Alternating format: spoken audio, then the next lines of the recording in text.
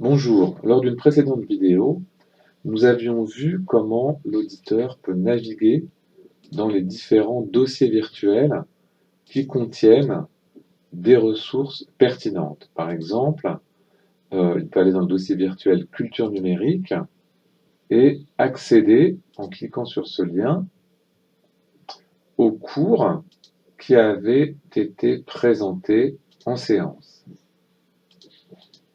Mais il peut également trouver d'autres ressources pertinentes déposées par l'enseignant, ici par exemple, ou encore dans le cours sur les bibliothèques.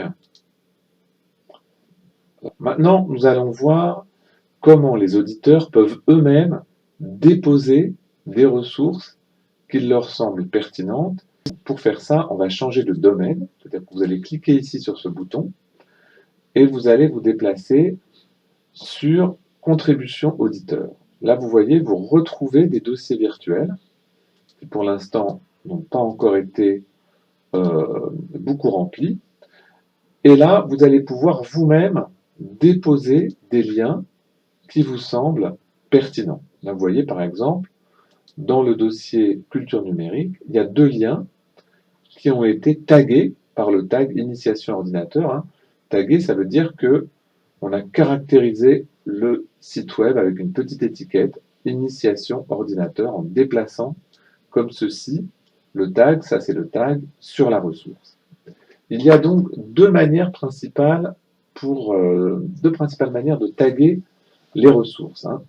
Soit vous considérez que le tag, ici, initiation ordinateur, est pertinent pour décrire la ressource. Là, par exemple, vous avez trouvé un nouveau cours d'informatique pour débutants. Donc, vous allez simplement déplacer le lien avec la souris sur le tag. Voilà, vous voyez, vous avez créé ici un lien vers cette nouvelle ressource que vous allez pouvoir retrouver en même temps que les autres ressources. Mais vous pouvez aussi considérer que ce tag ne représente pas bien la ressource que vous voulez rajouter. Par exemple, vous êtes intéressé par partager avec les autres auditeurs et l'enseignant cet article du Monde qui présente différents sites et applications pour la programmation informatique.